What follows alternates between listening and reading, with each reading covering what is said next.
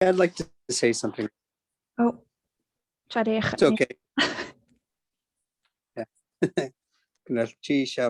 I took my first Tlingit class back in '95, and I haven't been able to take one since because I live up in Anchorage. But one of the things that I definitely kept in the back of my mind all these years is just working on those muscle groups that are in my throat and my Adam's apple, and always, even if it's just making sounds, I would still make those sounds because I wanted to keep those, because it took me like a year or two just to develop muscles to be able to make some of those sounds.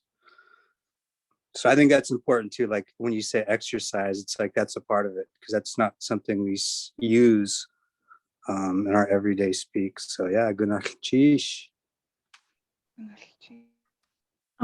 It's as much about making paths in your brain as it is about training your mouth to make sounds. And if they've never made these sounds before, or it's been a crazy long time, it's going to be more challenging. Yeah. So just doing those, starting from the front, going where a lot of English sounds come from, and then sort of going towards the back of your mouth where these sounds that typically tend to be more challenging for folks who are coming from an English background. So just mouth workout as much as brain workout sometimes. Yeah. Yay away. Can I share a secret weapon on that note? I about 7-8 years ago, I started learning blues harmonica, and a lot of the muscles you use to get blues scale notes are the same muscles I use to make Tlingit consonant sounds, especially the underlying ones where you have to go really deep. I've found it's useful to try to hit that similar spot in the throat. And it's a little bit quirky, but it's been fun to see how those muscles kind of go together for different purposes. So if anyone wants to learn. Yeah, we're trying to put together immersion violin, Tlingit violin immersion. So maybe blues harmonica Tlingit immersion is next. I don't know. I just wanted to share one strategy that I think is been helpful for me, and that's just sharing what you learn with anybody. My dog, my wife. I was lucky enough to be invited to join some local people who are carving canoe. The class before last, I guess that was Wednesday, and I was looking at my screen and listening while, the people are gathered around. And it was just at the moment when we were getting done for the night, and we were in the section where we were talking about responses. And one of the guys there is Tlingit from Wrangell, who grew up in Juneau and took some classes, but has forgotten a lot of things. And everyone just kind of standing back and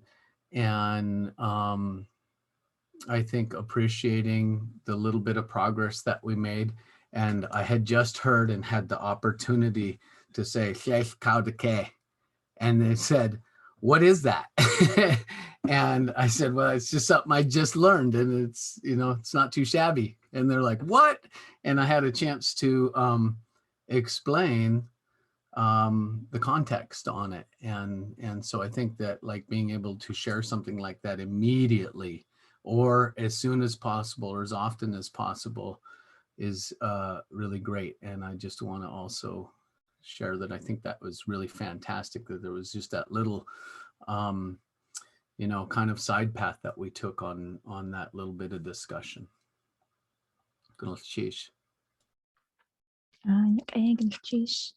Teaching is a great way to learn, for sure.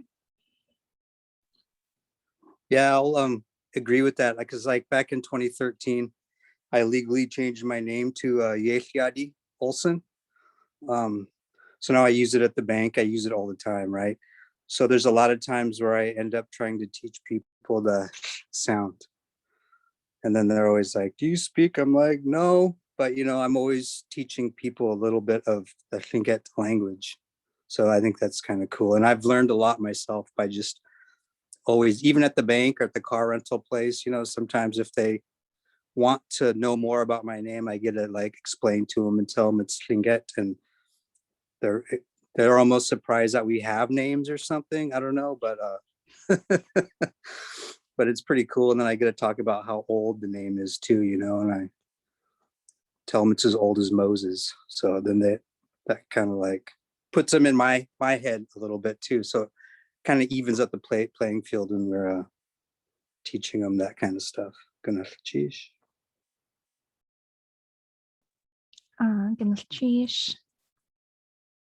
Yeah, for folks that are joining in the future on the Zoom recording, previously we were talking about feedback for the class, and we're sort of talking a little bit more about that, our experiences learning Tlingit, things that worked, things we're still working on.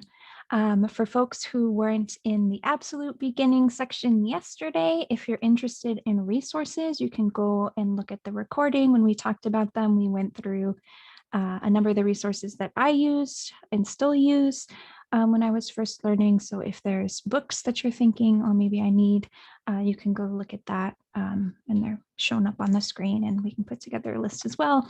Almost all of them are on tlingitlanguage.com in digital format. And then if you want them in physical copies, you can get them a couple of different places.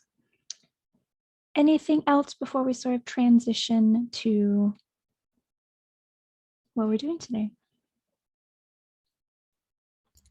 I had a thing. It doesn't always work, or at least my pronunciation doesn't always show that it works. But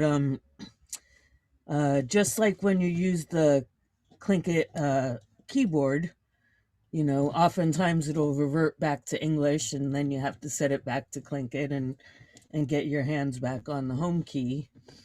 So the same way, I try to, essentially set my brain into Tlingit mode. And one of the ways I do that is to put my tongue in the home key position of having it right up there behind my teeth, because then it's a lot easier to get to those back of the throats. If you're laying down in the front, then you get whiplash. But if you're right there in the middle, it's a lot easier to go back and forth.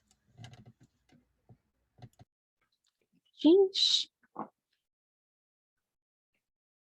Love the sort of tricks of the trade folks have come up with.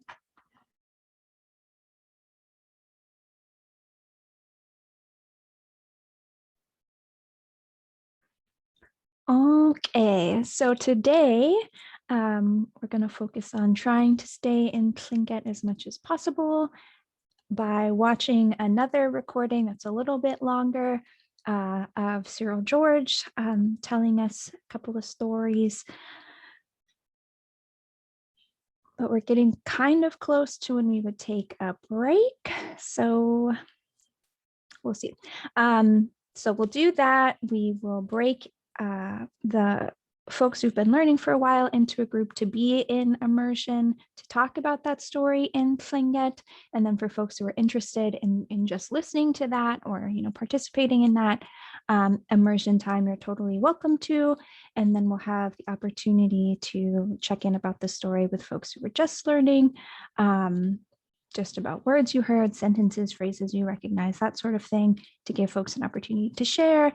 Maybe we'll do a Kahoot game depending on how long things go, and then also give you folks an opportunity, if you would like to keep working on what we started yesterday, the story translation, the worksheet, or a grammar lesson, what have you. Sound good? But because I do want to focus first on the recording, we'll go ahead and take our break early. So come back at 6:30, and then we'll jump right into listening to Cyril George. Okay. Okay.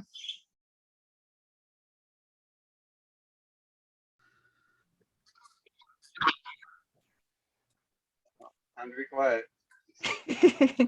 In the cheese, Tim. for singing during break. Gonna choose you on for speaking into the silence if you are here listening. I do want to share a song that One compiled using quotes from a couple of different Tlingit speakers. Some of you might be familiar with this, some of you might not be. Did One share this at any point, maybe during a class that I wasn't here for? If so, Jade Khatne. If not, and you know it or would like to follow along, I would like us to sing this song if possible, just to sort of respond to the call for songs, even though this is maybe another Raven song, because One is Raven, but some of the speakers that said these things were not themselves Raven, so I don't know. But this is the language chant. Maybe you've heard it, maybe not. But we'll go ahead and sing this if you're so comfortable doing so. I am not a particularly great singer, so if anyone wants to sing louder than I will, that would be great. We're technically recording, but no pressure if not.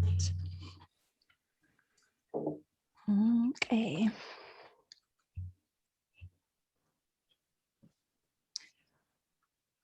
I also don't know how to start this. Does anyone know how to start it, or we just jump in?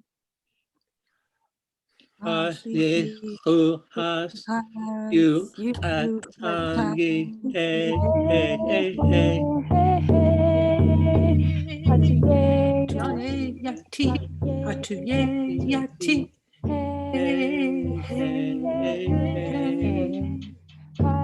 you tangi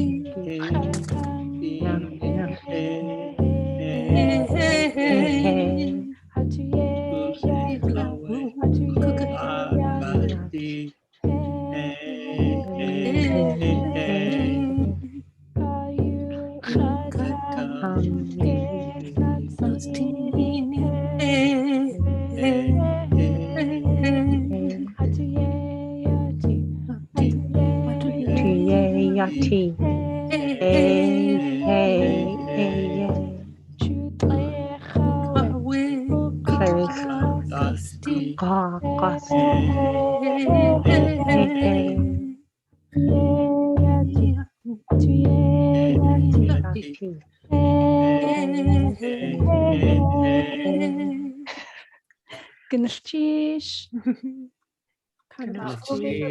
There.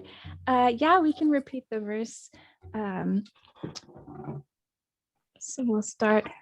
I learned it where we repeat Hatuyayati in between each of them. If that is not how it's saying anymore, apologies. It's been a little bit, but yeah. So we'll go ahead and repeat the verses for folks. Hashlis uhas yu tangi hey hey hey. So first verse, Hashlis has yu tangi you tangi hey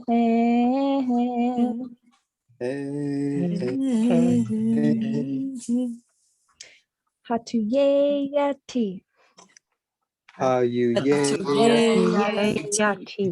Hatuyayati. Hey.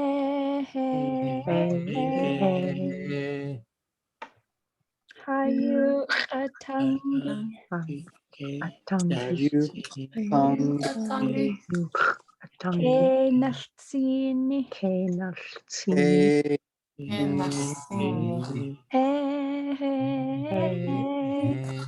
Hey. Chutlech away. Kokakasti. Hey.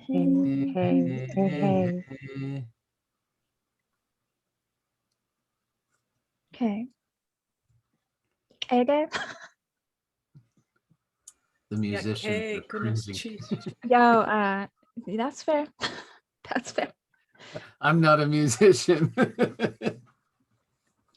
Oh goodness, she posted an image that has these verses on them with each of the speakers who shared them. So yeah, download that for sure. Maybe I'll just share.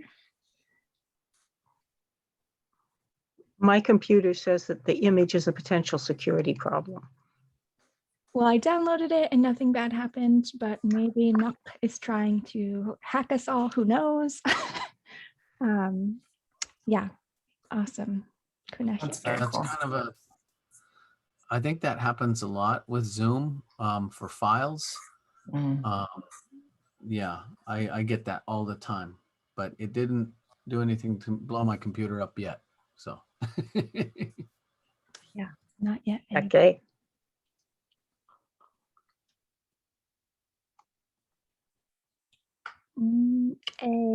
Yuhan. So we'll go ahead and watch Cyril George's speech, unless anyone has anything else before we jump into that. For beginners, again, just listening to sounds. Are there any words you recognize so far? Sounds that you're, oh, that's how that sound goes. Folks who've been learning for a little bit, any phrases, particular words, and then for advanced folks, be prepared to speak about the story in Tlingit in an immersion room. See how long you folks can stay in the language talking about this particular story. Hopefully some of you have already heard it before, but if not, I'll post the link so folks can go back to it. Ege?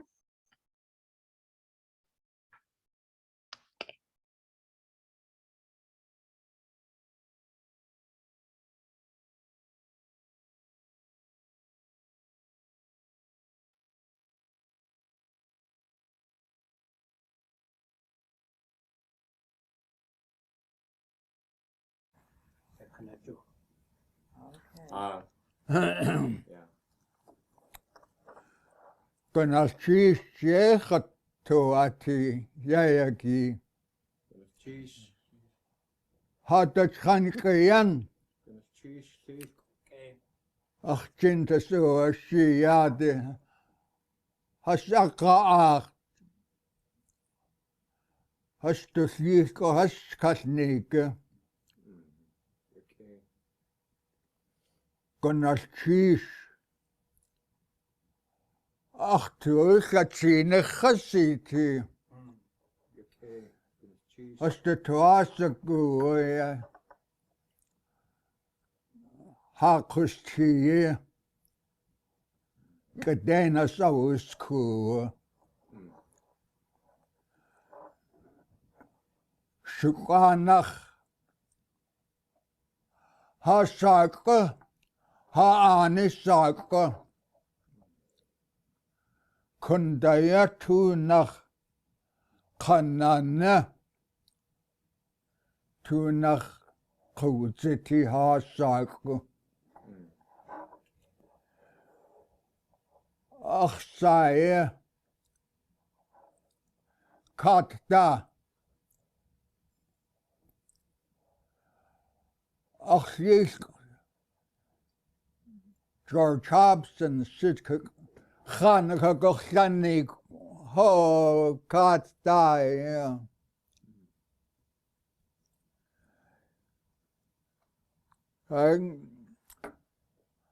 Aka Akujat to art.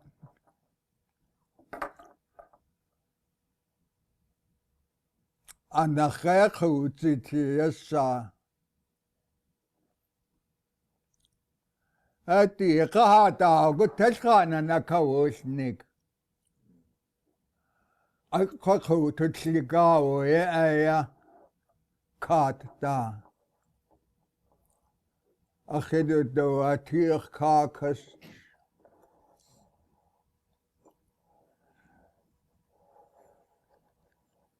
Deshitan. Used to the sock. Deshuhitach. Deshuhitan. Deshitan. Husit.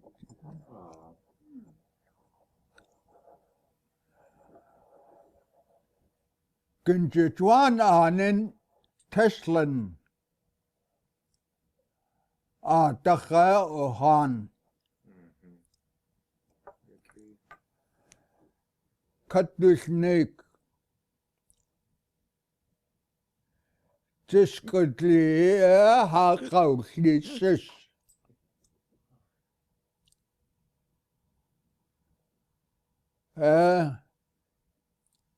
Ja, dach.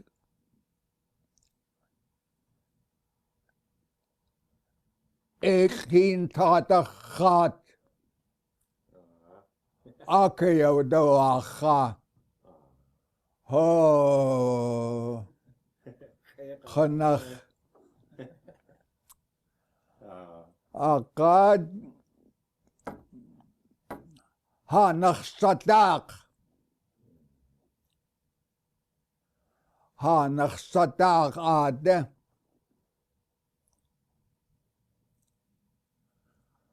Why kunayat saya istakat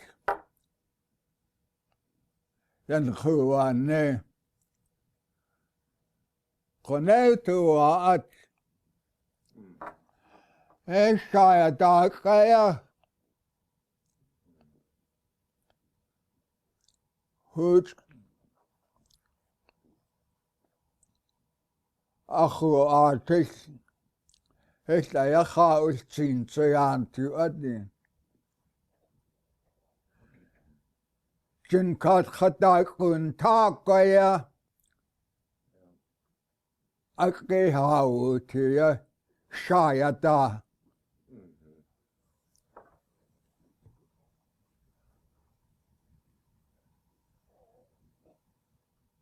ya takha jeslanige Teslan dakh kaki natskasnige Akashaya dakhe hau tu Akakayudo asa shadak shadak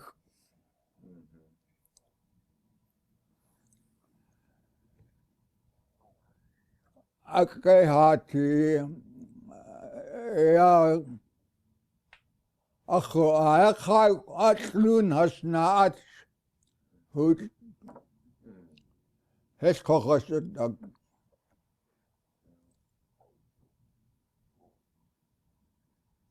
Yashawat takhnakati the kite hun atlun good tes kokhota good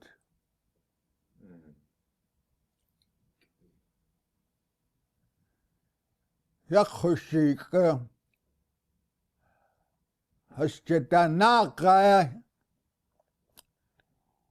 kikya the tsaye sikha akhon khiqa khoshi ye khati khsiku asawne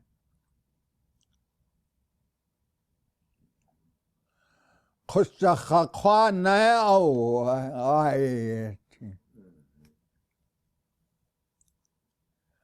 hey ana good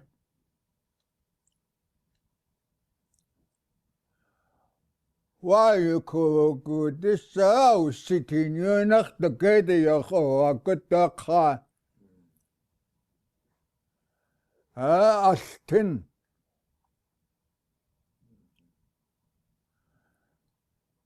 takhta khan gaya ka good house sitting kusaya anatan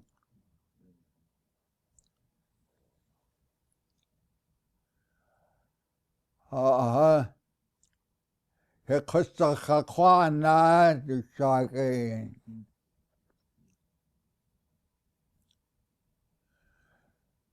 Tuhan kaya kakuta koneu chikiktu yenate.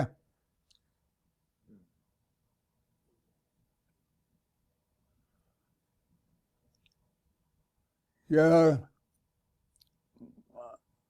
tisaksanek ja Teslan Khans. Jinkat khata khadu shitag. Ja, takwaya.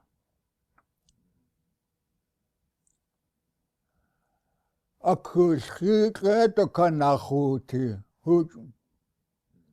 Ujit ik.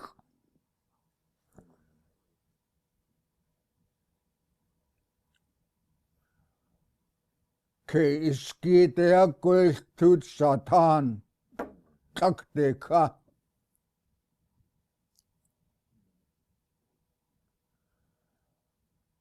Tu nach dagot dikat.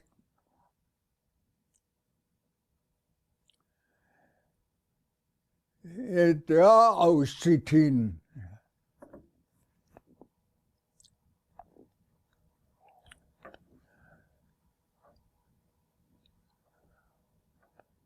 Oh, okay.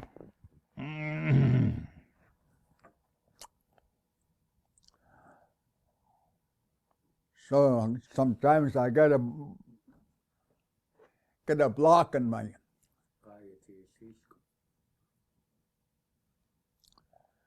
the khuwa. Ay wakha ya atu sliat. Hey. Oh, sitina kusat satan ya. Akawus.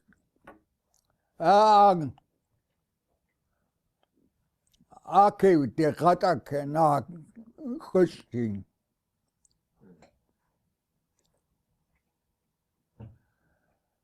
Ayisen uwane. Anakka kakut. Hesiyat et shan nach. Aqsa khan. Ashaakhich. Qaskitade dakochikan. Tukusitin khonach. Atishchutse ha.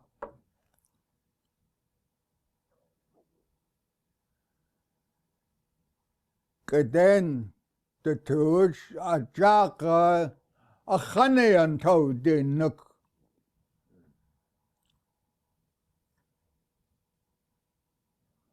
Was het uskirtsene yakha. Tu nik train ha katashu gut.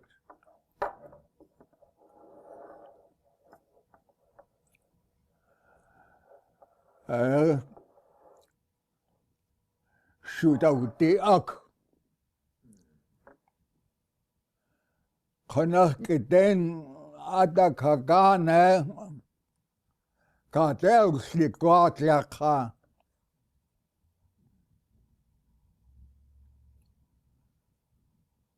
Astin. Yaka kustin.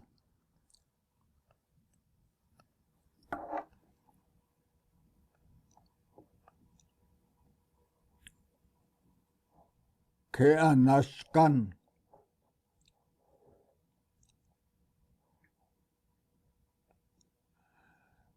Kakhwad the tuch.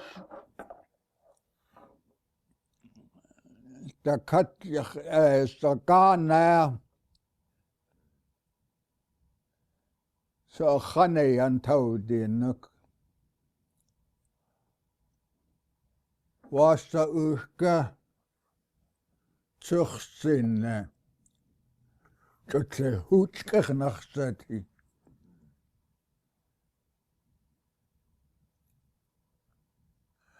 Ja ket ja kasat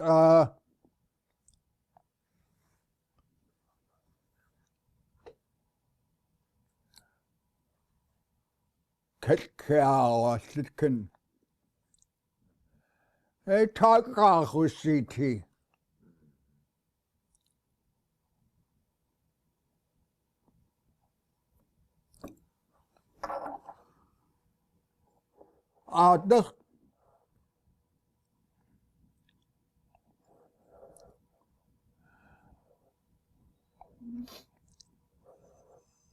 Adah kones korsat jaknukaya.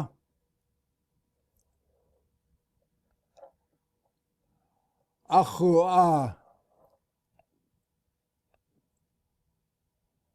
korsat digigedakaya haankina. Khua kuchte Teslanda. Khayanach de hayawa watte. Teslakachtu tlake. Tetkistu. Teslanda kochte.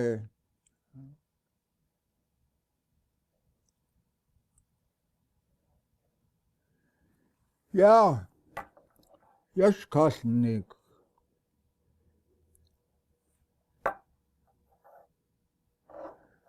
Hitler shot to the akhe. A kochshaki dit kakheidach hoskosnik. Okay. An goslakhe. Okay. Hoskosnik. Dachtawede. Tsaqwa. Tsaqwa dakhe. An goslakhe.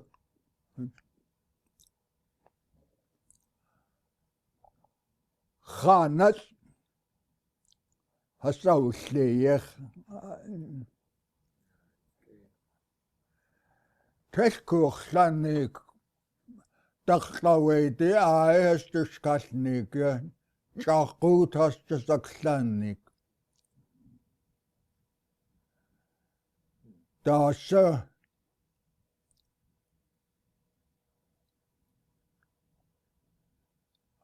Teus kawa shuya. Hastu yetke.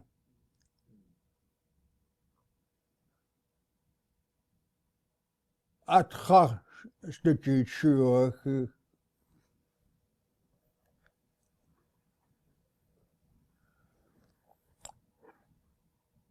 Ja, tsaqwa dak astinadu ha khanas.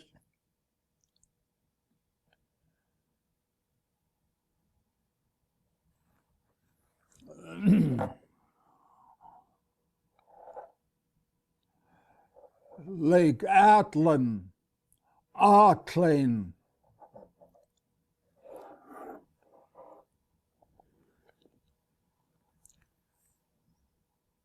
Konachia gay.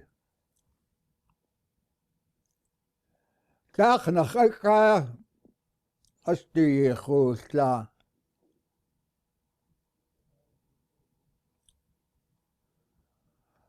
Konaetu adashaya dakhayantu atya Artlain yani.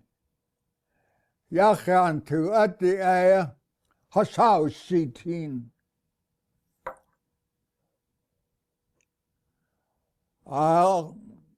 Du shate nach hagede so wasakhi ni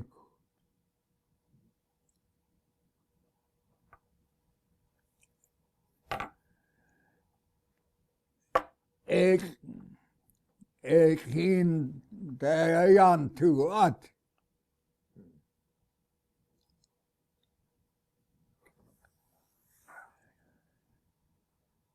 He in Kshagonech to at Atachaya Ohan.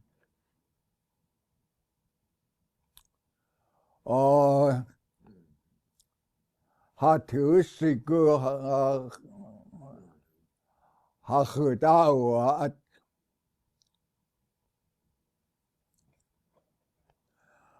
Konaetu Adaya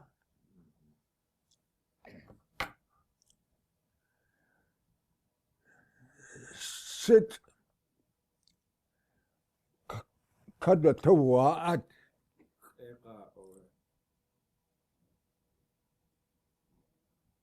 Hooch the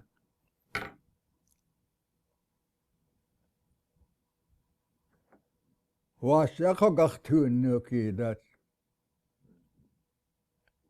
and Edatawa at Ahin trainer Tignan Sit Tignan. Dachnachati Shah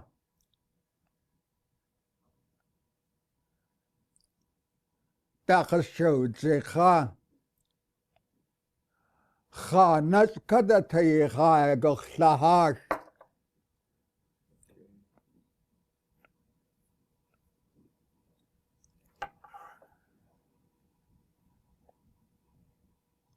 Khanat Yatski Eudlich Kadena Katis Kodi Zichata Shah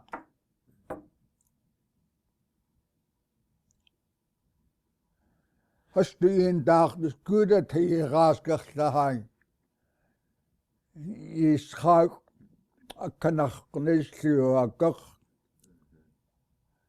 Gunach Sadachas Gochlahash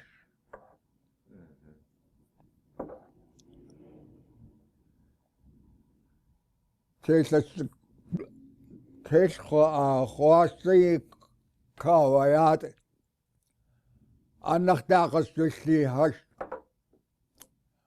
Was the two the goose Sha Kishikawa she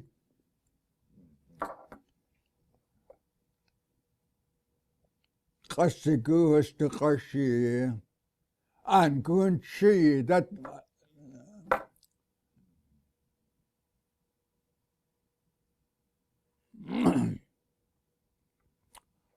at Koha Dakhtawe de Akhoa tell us the twice go sit to your harsh.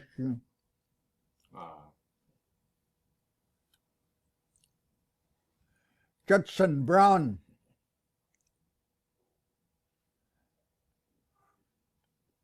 he told me I'm from the group that is too chicken to go underneath.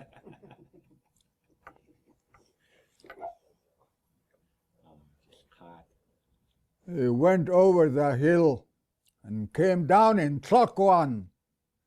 That's how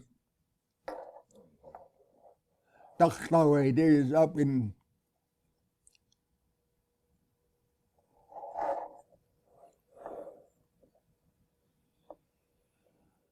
Wrangell. Kaya ik katak house sitak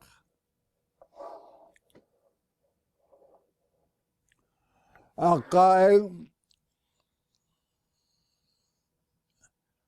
taktawe di shati han wa hada di goksatak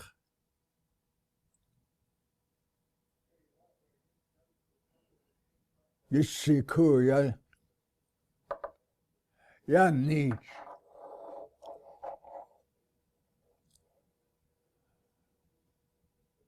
Then you got the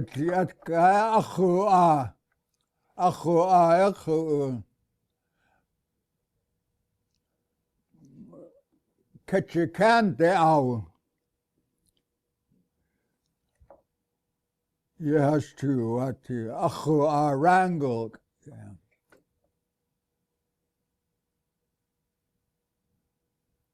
Take a kochte tsagwade.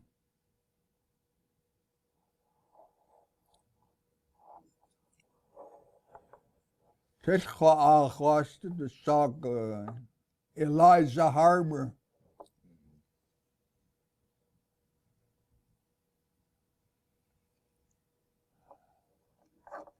Ja, dacht die shot die Hanne. Ga ik wat zat in gaten.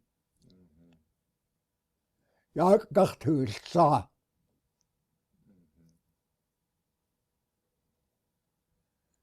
Stakat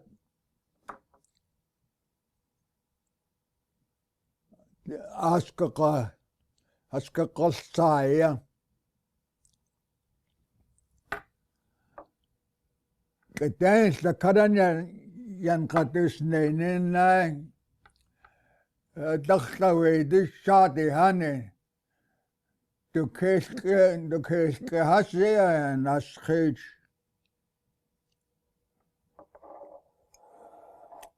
Ha kwei nach ja kaislat sak. Ha ja kacha na kuchiak kasaku aduksa sati.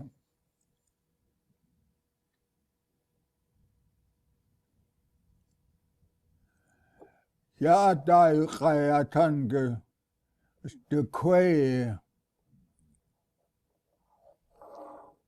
kita ja kaudo achak. Anachasa achlat sak. Ha kwei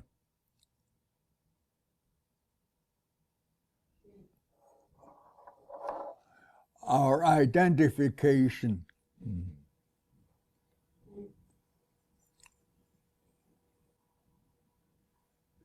Eliza Harbor. There's a trinket name I never heard. It's on the other side of Admiralty Island.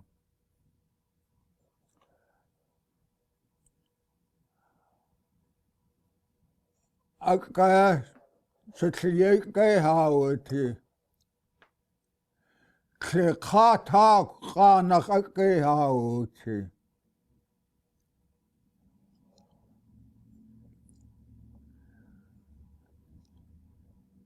The seat, Tenkaya, the Siech.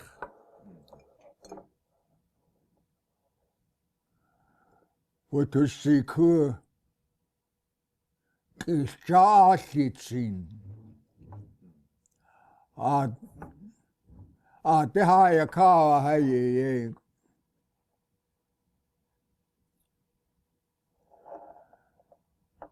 En dan gaan dit zaak. Het zeker gaan naar Kanaga jou dit.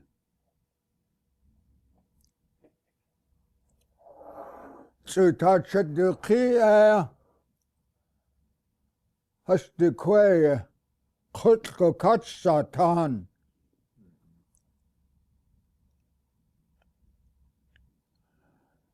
De koahu liek.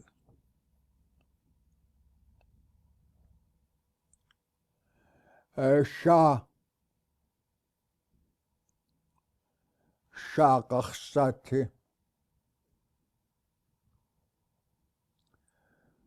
Ja, dacht nou de shade hanne. Ata dacht je koosische. Ishan ach kide. Ga shutjane ikutati.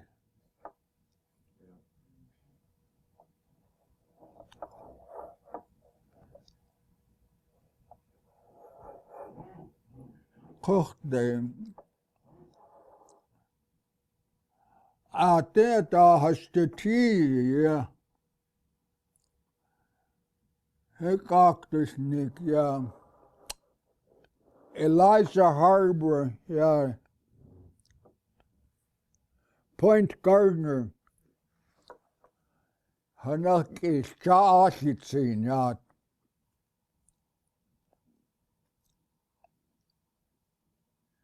Tiet, hannak. Jenach Satanen.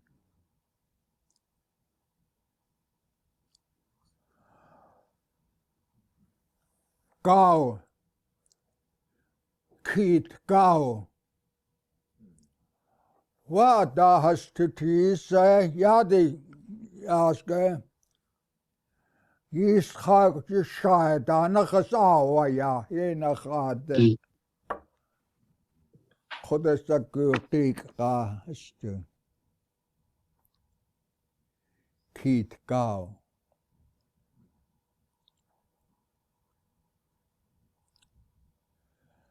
Chagua.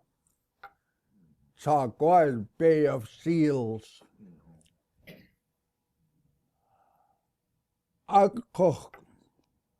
kochak dat eet aya.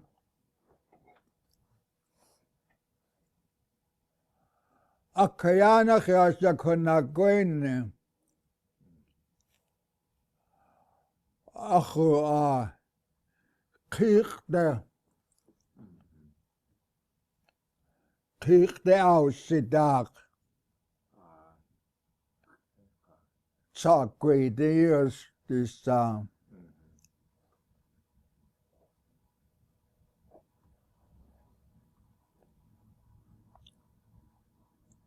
ja.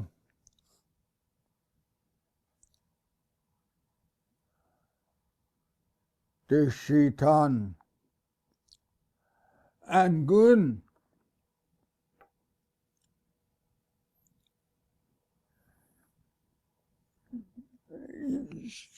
Down towards south.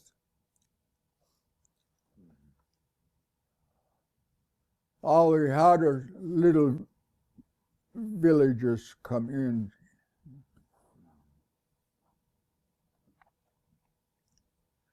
Take a tea, ask us, yeah. Yeah. Actually, Nasu. So, Kuchakasane.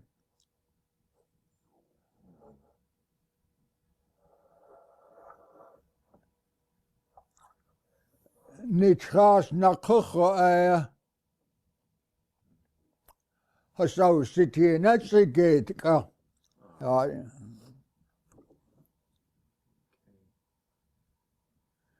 Hun gehad de kiekers kan.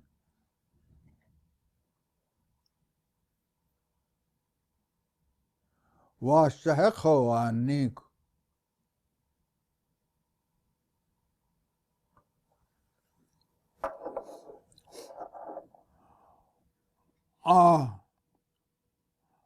Ka dag was de hekko aan Nick ik geen tag.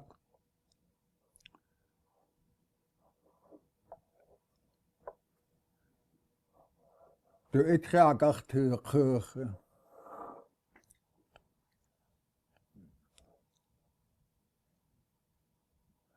And gun.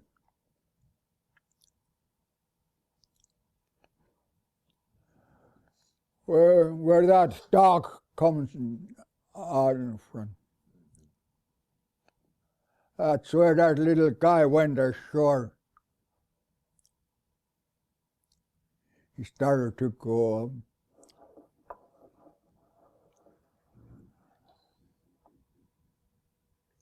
Ik dacht eerst ook, ik was te zitten.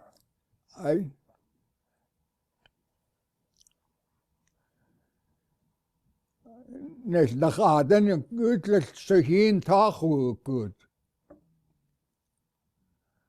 Als de jager gaat, is die gegaan.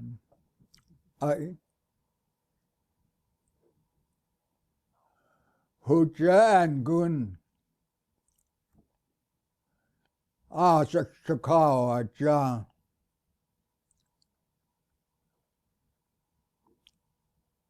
An is named after that. An is a town. A goon is that shortcut that goes through Angoon. On goon.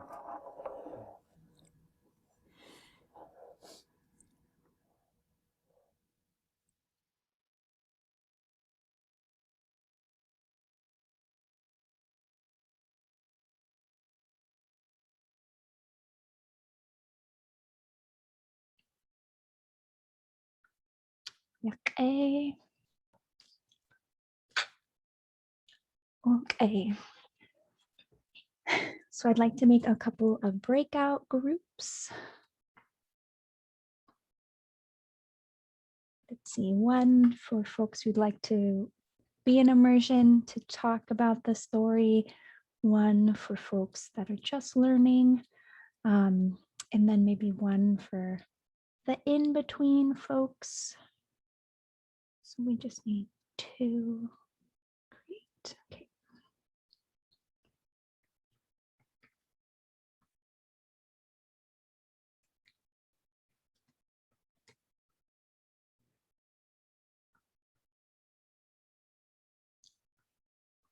Okay, open the rooms. Shagao Ish, if you can help with the immersion room, and Nila Toga, if you could help with the intermediate, been learning a while room, that would be Kunachyak A. Sheesh. And then folks who are just starting, you can stay here in the main room with Khat, and we'll check in about the story.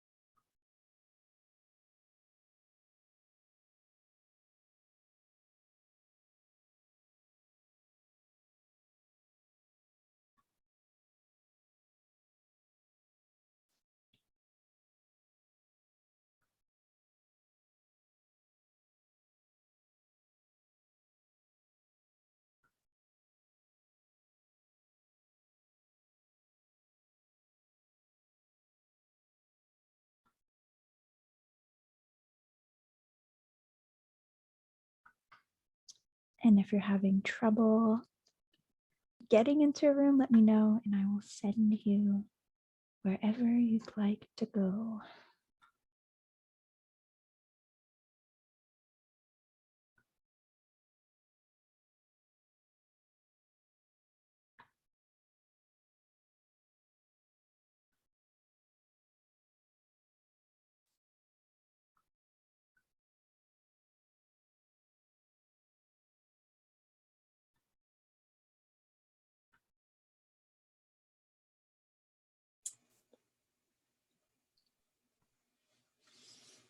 Ichta, the immersion room, please. Such check cut. Dinashtish. Ah,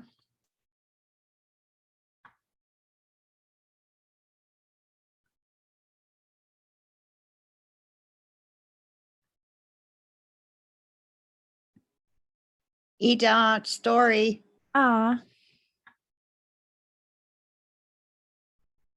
Immersion guy? Ah,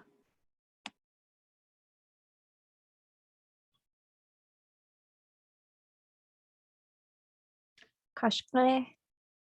Immersion room? Koshye?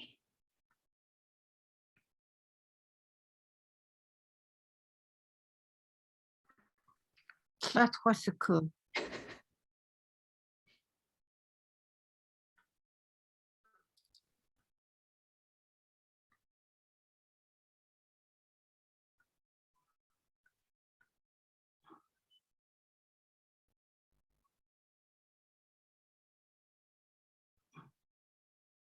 Okay.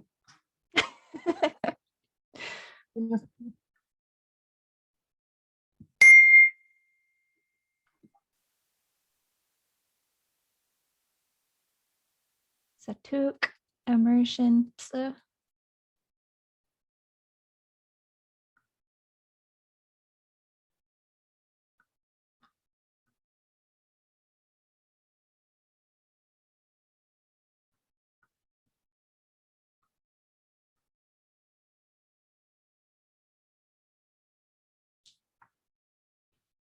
Okay, is there anybody else in this room that would like to go either to immersion or the Ben learning for a little bit room? Are you folks where you want to be? Okay. I'll try the immersion room, please. Okay.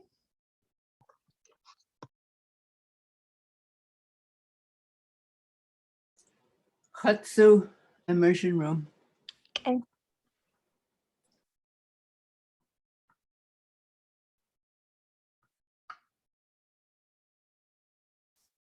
Oh. I think that's everybody. All right. I'm recording.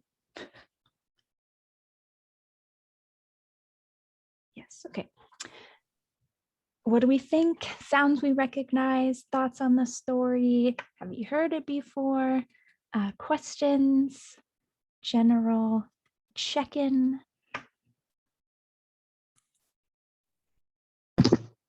I heard the word heen, and along with a hand gesture, I think I've heard that heen is like a water source that didn't necessarily have salmon swimming through it. So it was like the water that was for drinking, and that there was generally a heen next to every village, I think is what I've heard before, maybe. Yeah, so heen is just water. It can be a stream, it can be a river, it can be lake. I mean, there is a particular word for lake, but yeah, heen Fresh water. Yeah, typically, typically it would be freshwater, and then eighth, but then you could say eighth heen day, yan tuat, like you're going towards the salt water. So heen is just water, and then you would specify what kind of water you're talking about. So there was some heen talk in there for sure. What? Does it seem that it was like, you know, it was definitely like a tour of Southeast, but was it also about why there were villages where they were because there was water? Or some of it I thought maybe were because of rivers coming out of the interior. I Yeah. wasn't sure, but that's what it felt like. So it is about a little bit about the Deshitan migration. So how Deshitan sort of came to be. He started with the story of Ta'a. So the Robert Zuboff story we listened to earlier in this workshop about mosquito. So Kosakwan and Ta'a and how they came to be. He started with that, and then went into a little bit of why the Cloady are in the interior, and then sort of circled around to why the Deshitan went down into Wrangell, and then also to Angoon, which is where coastal Deshitan, like the majority of them are from now, but there are Deshitan in the interior as well. And very few Deshitan in Wrangell currently, but there are some. Zayush James Crippen is a Deshitan from Wrangell, so they do exist, but they're pretty, not too many of them. So it was a little bit of this is why Angoon is this way, this is why Deshitan are in Angoon. So yes, there was a little bit of that as well. What else? I thought I heard a word for, I can't remember what it is. Was it maybe dog barking? Was there any dog barking in that story? No. Maybe. No. Maybe not. I don't remember that, but I'm sure making that up. Yeah, so there was Shah, there was talk of a mountain, there was another pretty big land feature. Did anybody catch that one?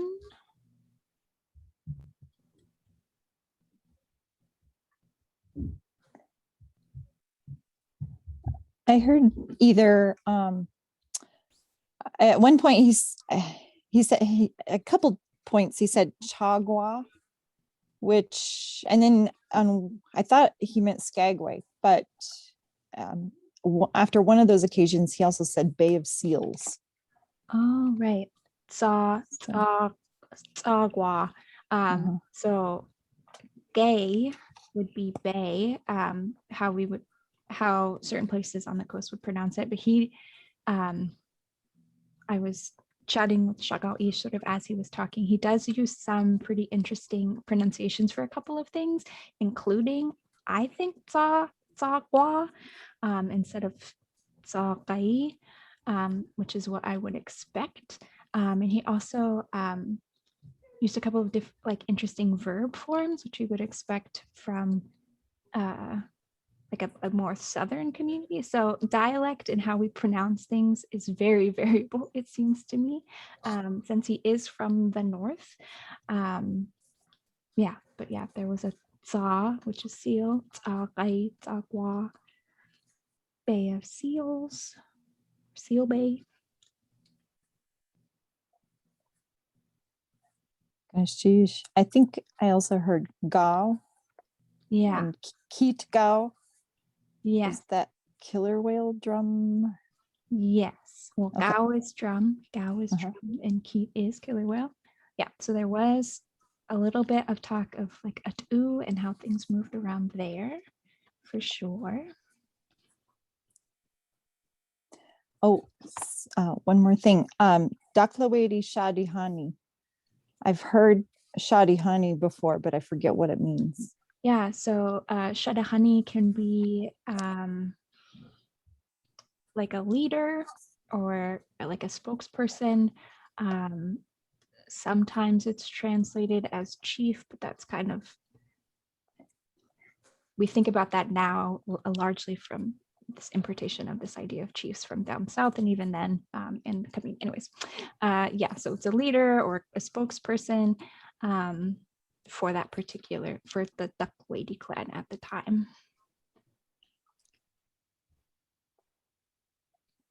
What else? Some phrases I heard were Tawasigu, and I think he pronounced it Tawusigu, and so I got a little bit confused. And then Awagut, Al-Satine, and then I just had a brief question. If you want to say, I heard it in Tlingit, is that like Hwa'ach? Mhm. Ah, okay, and then the object would go right before that. Mhm. Mhm. Okay, I was just curious. Okay, yeah, so there was Al-Satine, there was seeing, he, her, they saw something. There was, yeah, Awagut, there was going, going places. Yeah, and then so Tuwa and Tuwu actually mean two different things. Does anybody remember the difference between Ach Tuwa Siku and Ach Tuwu Siku?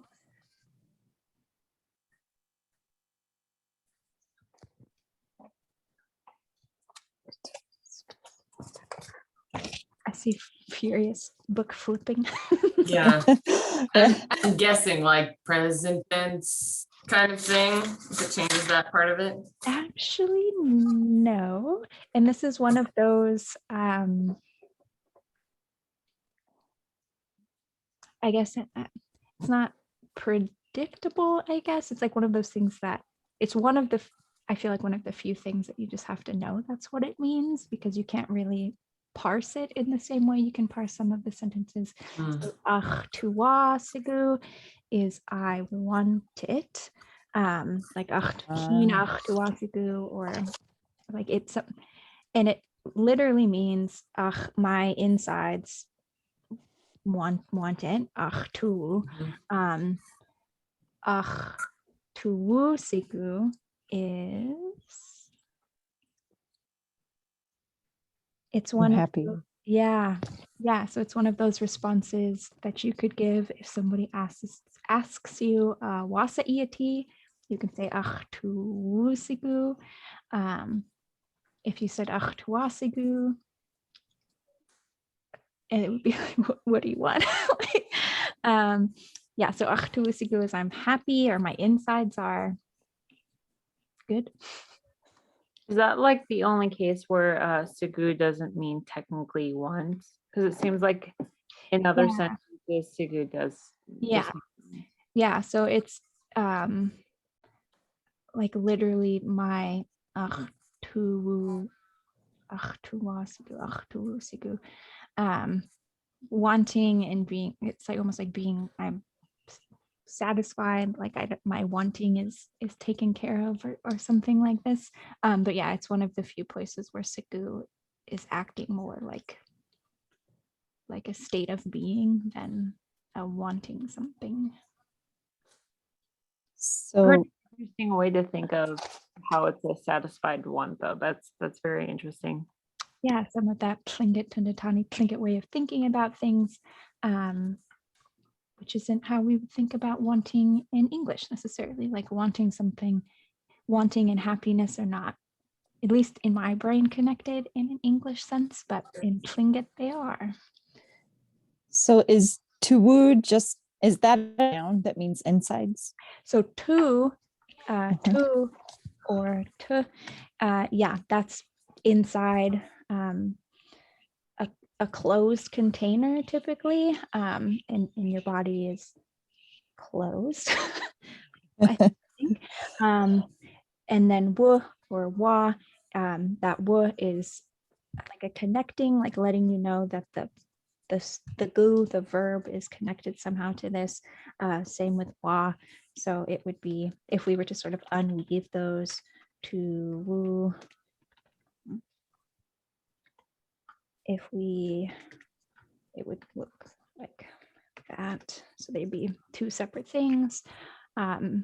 If we were to, what it's called glossing the sentence, if we were to write it out like that. Yeah. I actually have a question that's slightly related to tuwu. There was a phrase I was trying to learn, or like remember. It's tlahwase ach tuwu klige I kach. I think I said that right. I'm so proud of you. Oh, yeah. So how would tuwu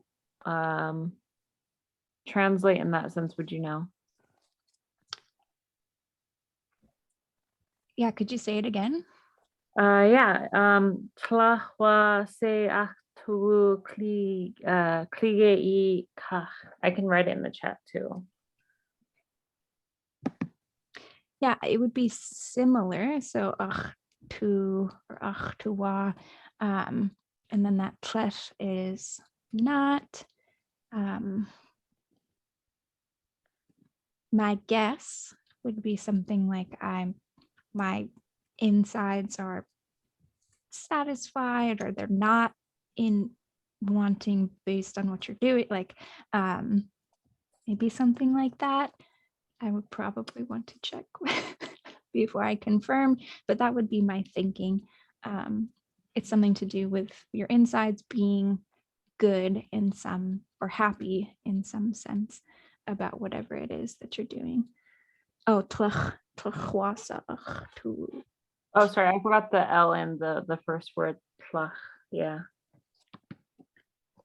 Yeah, it's like, it's very happy. Tlikai is like good or pretty, or yeah. Ikach. Yeah, very happy, I would think, something like that. Insides are pretty satisfied, I guess. Yeah, something like that. Yeah. Yeah. Okay.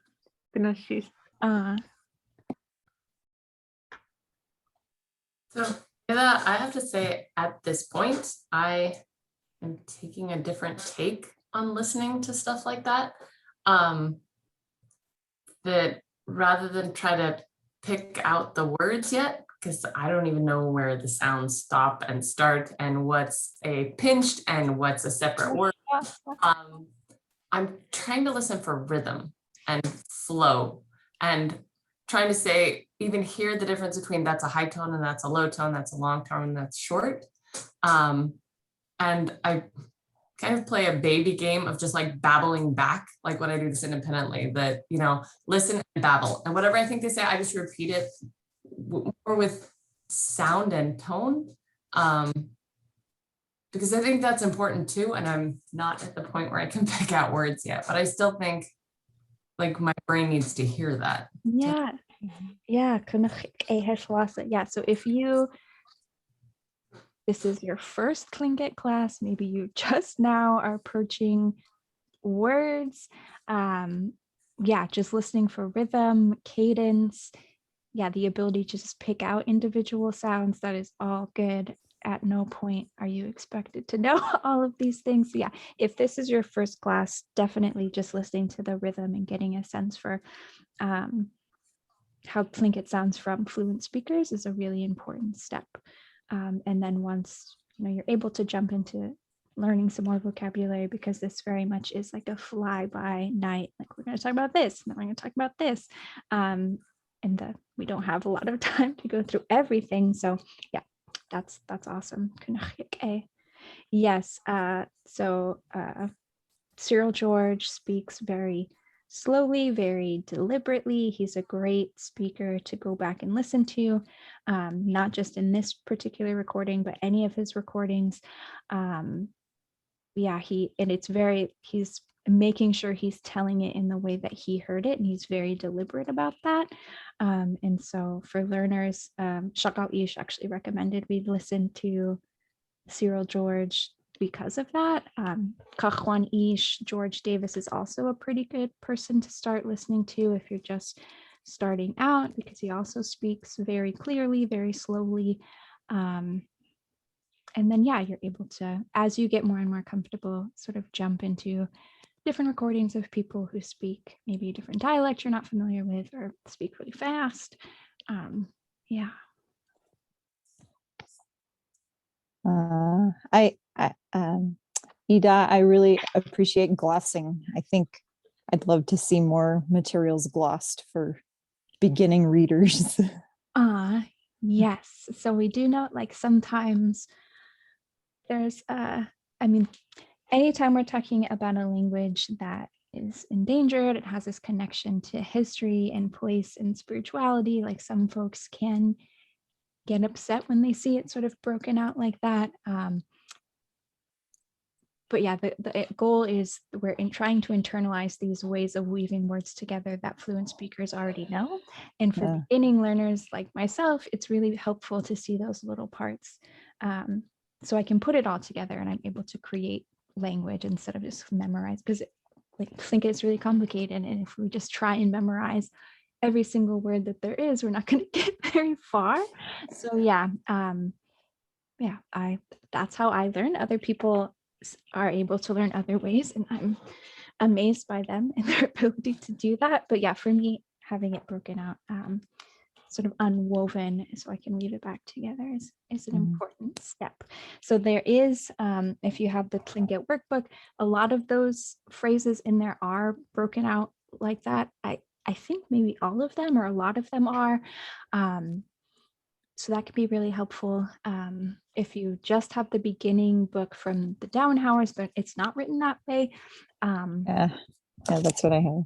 Yeah. So if you're able to look at the workbook, because a lot of that information comes from that book, and you can look at it online. You don't have to buy it if you don't want to. Yeah, it's all sort of broken out like that. Same with Hausane Chayuch, so we're calling the intermediate book. There's stories in there that are sort of broken out like that as well. Okay, good to know. I'm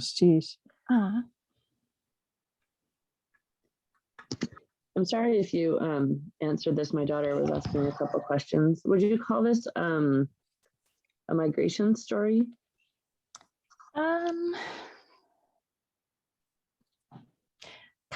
Kind of, I guess.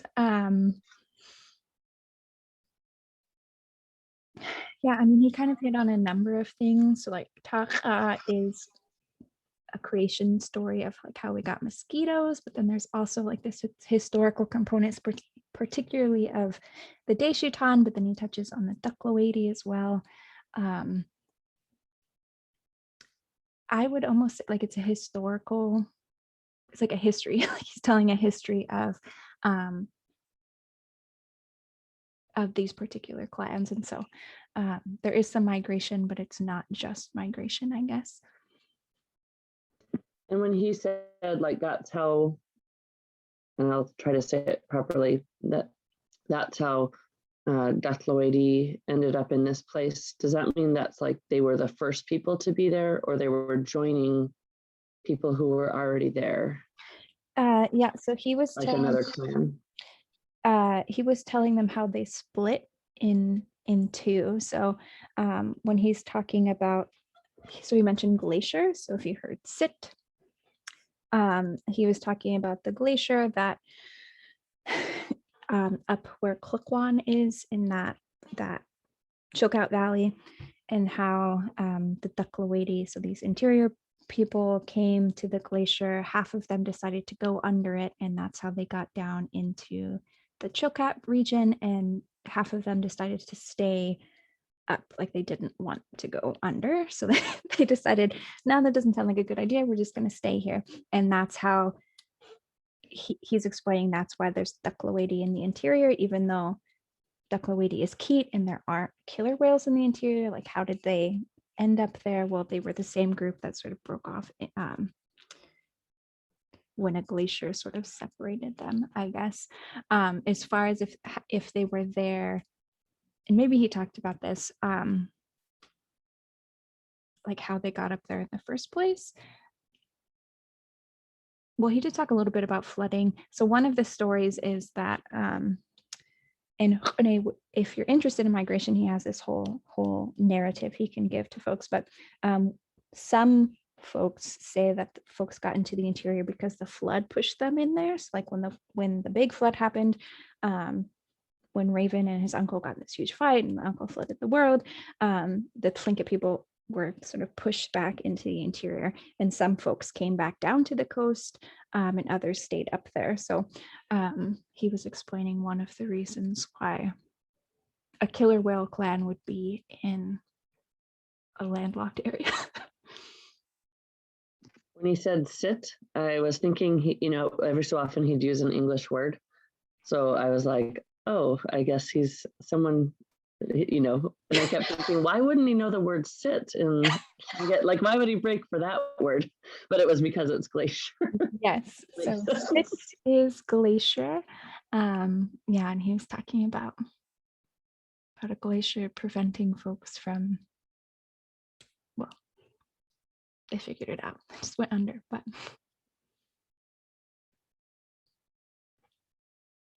yeah. Is there a transcript of this story anywhere, or is it closed caption? Yeah, so the closed subtitles caption is, I checked and it isn't on YouTube. I do think that somebody transcribed this. I don't know where that would be, but I can ask Renee if there is one.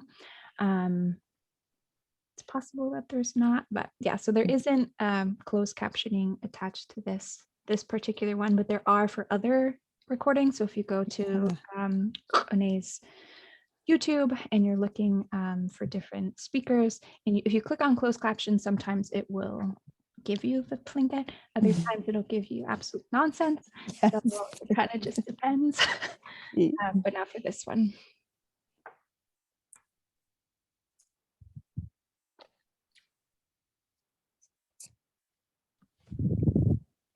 One thing that I liked in it, or that struck me, was near the end when he was talking about Angoon and sort of the coming to it.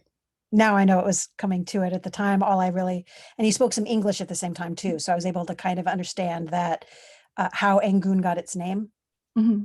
And that's something that, just because I travel around Southeast a lot, and one of the things that I'm hoping to get from this class is to know more about the communities that I'm traveling to and their names. And I've ordered that naming book, the names of our grandparents. Mm-hmm. And so that was actually really great. And I kind of wish that I had known a little bit more earlier, if he'd used a little bit more English a little bit earlier, so that I could pick out a few things and go, oh, that's what he's doing through this whole thing. But I did pick up on the one about Angoon, which I really liked. Okay, yeah, going back and listening, re-listening, always helpful. I'm always learning new things as well, things I didn't pick up the first time. So particularly like how he pronounces some things, I didn't even think that he would say some things in a different dialect. I mean, he's just speaking how he talks. He's just speaking how he's speaking, but yeah, really cool. Anything else you folks either picked up, had a question about?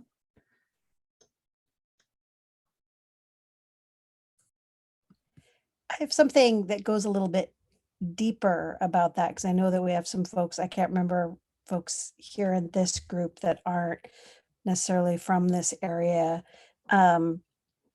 So another thing that I thought about when he was talking about Angoon is, having grown up in Southeast, the native names of places were not respected. Mhm. So like between high schools, you know, when you get you know, that type of competition, and names become very important. And so that's actually part of the reason why it's really important to me to be learning some of those things very specifically, because I do remember, you know, in high school and such, the ways, yeah, the ways that names were used poorly and lots of disrespect. So that goes a little bit deeper into a little bit about Southeast Alaska. And so yeah, I appreciate being able to reframe things. Yeah, sheesh. Yeah, naming conventions of places, like that has been one of many ways in which claims to places continue to be contested, and the sort of pushback from certain folks in certain governmental organizations about this can't be pronounced, or this isn't easy to say, or all of these other reasons they give for not giving the names back to places. And then, yeah, the importance of names. I mean, we know, even if we are ourselves just monolingual English speakers, like we know that names are important, particularly in this context. So yeah, being able to connect those things is pretty important as well. And I know Juneau Douglas High School has a Tlingit name now. They still call themselves JDHS, but then they have this other, and then Yakusuke Dakahiti, one of the high schools here, has a Tlingit name. Thunder Mountain, I don't think does, maybe. I mean, I haven't heard it yet. yeah, I mean, maybe that's something that they're voting on. I don't know, but I think that's also another thing is that giving them, I know that at least one elementary is looking at changing the name entirely, not having a co-name, but right, changing it entirely. Like Zantakihini, yeah, Zantakini, which is one of our middle schools. Yeah. Yeah. So thinking about names, how they got them, why they're called that, and they're very descriptive. Like there's a reason why things were called what they were called. And usually because it tells you about that place, it tells you something, either something really important happened there, or more likely like this is where you can find Zanti. Like this is where you can find this particular type of fish, or this is where you can go and do this thing. And so yeah, place names are fun. I really like that it normalizes some of the sounds that we're not used to hearing. Like, you know, Santa Kihini was I think it became a middle school when I was in high school, but just hearing that name all the time, like that's where your soccer practice is, that's where you got to go for volleyball. That's, you know, and the more you hear that over and over again, the more it normalizes it. You know, there's so many, like you talked about, all the phonetic sounds that don't exist in English. It's a great way to like plant them in people's brains everywhere. So then when they step into a workshop type, like, you know, a class like this, then they all of a sudden they can just, oh, I know all those sounds from saying these words. Yada yada clay. Or yeah, oh yeah, yada clay. Yada yada. Yeah. Can you say it for me? Clay. Clay. Yada clay. Yada clay. I mean, yeah, so same in, so Ane talks about this because he got his PhD from Hawaii, how Hawaii has just completely normalized Hawaiian in their place names. Like all of the streets are named in Hawaiian, and both Native Hawaiians and non-Native Hawaiians, like you pronounce it that way because that's what it is. And it's, I mean, it's a point of pride now, but at the time when they were, you know, establishing that, they got the same sort of pushback that we're getting now. And Hawaiian for an English speaker is maybe a lot more familiar to folks, but I don't think there's any reason humans are intelligent beings. We can figure it out. And then, yeah, as it becomes more normalized, as more folks pronounce it, it becomes, I feel like, a point of pride for everybody that you're able to say, oh, I'm from Juneau and I can say these things because that's just part of the community. Sarah, I think you mentioned the names book. I highly recommend it. Hashuka, I think, our grandparents' names on the land. It's been a few months since I looked at it, but there's some mind-blowing, and it's very detailed, impressively detailed, and there's some really mind-blowing, amazing things in there. Yeah, I've ordered it from Hearthside Books and I can't wait to get that one. I didn't grow up in Alaska, but it helps me feel like I'm more in touch with the land that way. Names are big for sure. Yeah, and that book is great for connecting to different communities. Okay, we should probably pull everybody back from their collective Zoom realities. Hopefully they're doing okay. It's always very jarring, I feel like. Yeah, go ahead. Yeah, Sari, since I live in Canada, I feel like I need to say something for this side of the border now too. I don't know. I wonder how much names are coming up north because I'm in southern Alberta. But I do know in Teslin they made stop signs and get. I think it was Teslin. Yeah, that's pretty awesome. Yes, they have stop signs in English and in Tlingit. Teslin's doing some really awesome stuff with naming. I think car crosses as well. So I think the Yukon in general is really trying. I'm not too sure what Alberta is doing personally, but yeah, so there is, a continuous push, I think, from Indigenous communities to rename things the names that they were, and then having stop signs and street names. So we do have some street names in Juneau that are in Tlingit. Some of them are really poorly spelled and maybe not understandable, but the effort was there. And so maybe getting those spelled more correctly, and then thinking about ways we can continue to sort of reclaim some of those spaces by naming. And yeah, what's happening in Canada, some of that's really inspiring. I do think Skoon, Chinook, Sayek, Gastineau Community, and Juneau Douglas, Yadakaleat. And I think there are two more that have Tlingit names that are all official. You go to every page on the website for the school district and the Tlingit words are right there. We were just talking about that, Zontakahini and Yakuske Dakahidi. Yeah. Hey, Johan, how did it go? What did you learn? What did you talk about? Sort of wrap up this evening. Well, I went to the immersion group and maybe I shouldn't have because I understood very little, but it was very educational. Sometimes you gotta push yourself, gotta challenge yourself. Even just hearing, just listening is important.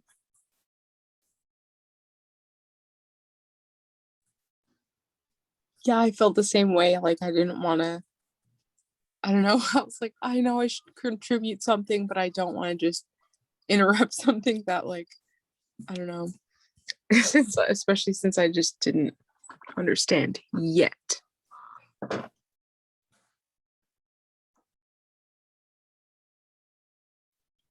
Hey, yeah, maybe how did the immersion group go? What did you folks talk about?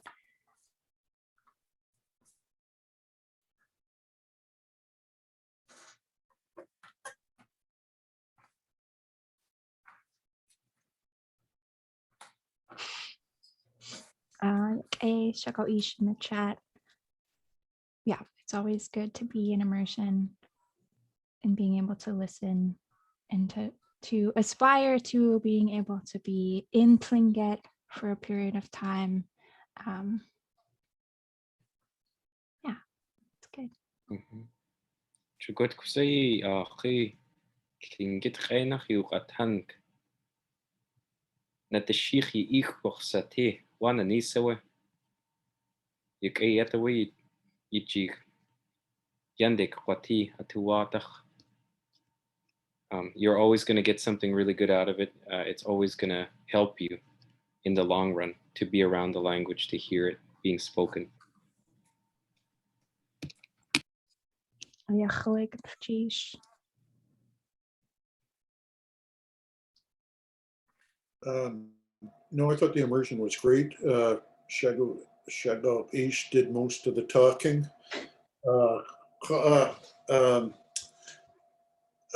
Yayuk Tangi Hadatu Kashashit Tsich you Khechatank Nuch. It's hard really to find opportunities to speak, and I think it's sometimes and so it's great you know, to put yourself in that situation,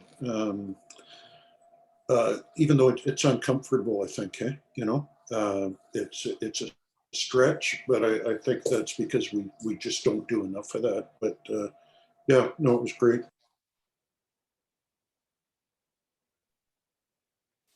Sheesh.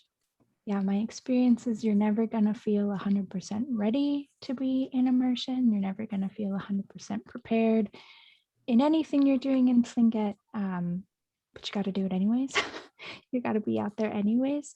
It reminds me a little bit about how folks talk about having babies, like you're never actually going to be ready. Well, you're never going to think that you're ready to be in Tlingit until you're there. Yeah, Satuk. Goodness, sheesh. I was in the immersion group, even though I understood very little. But one point that I just found fascinating was when Shaku Ish said he could tell that Cyril was thinking in Tlingit by the way he strung one phrase together, and that in his, that you could tell that he had a picture in his mind of what he was describing. And I thought, oh man, isn't that cool? Goodness, sheesh. Sheesh.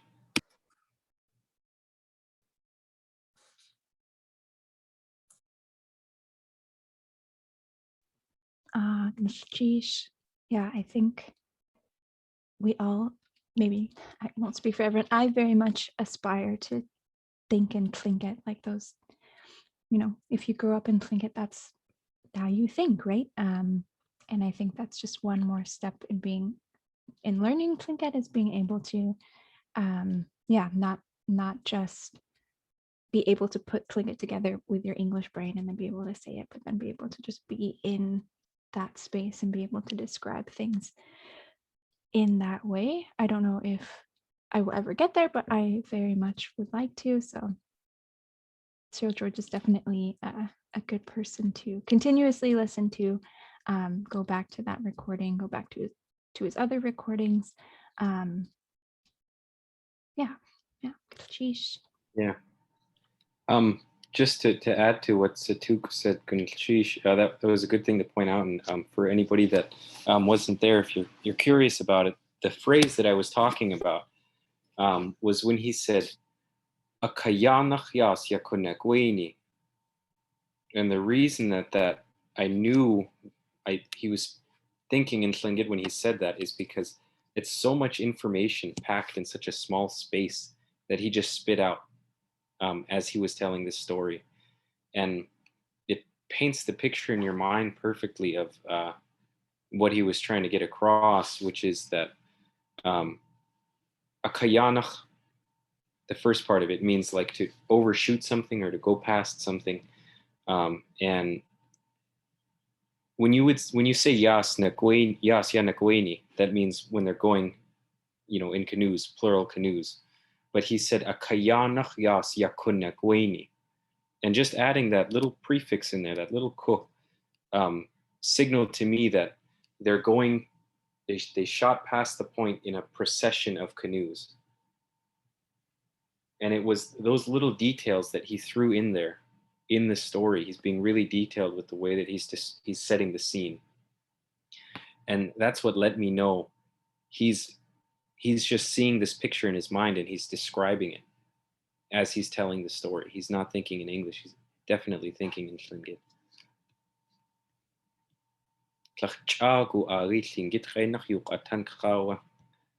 That's the really old style Tlingit language. That's what my grandparents would say about that.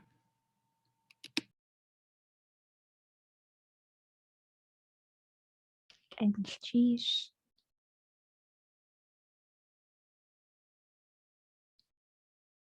What about the small, the other room? Just a few of you. How did it go? What you folks talk about? Was this the been studying a while group? Our group was cool. Knock found us the YouTube link, so we rewatched the video part of it. Okay. Yeah, and then she also found us the PDF version of Hashuka, where that story is told, Shadak Eidach. So we talked about what clan this story belongs to, kind of the context of this story, what is Kosakakwan, what is Taka, what is Haswushikas, and just sort of like piece together the meaning and context of the story, as well as like a few phrases we pulled. So yeah, it was fun. Awesome.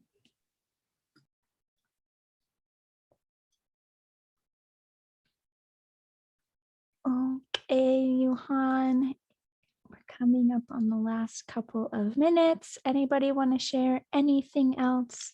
Story, personal? Awesome.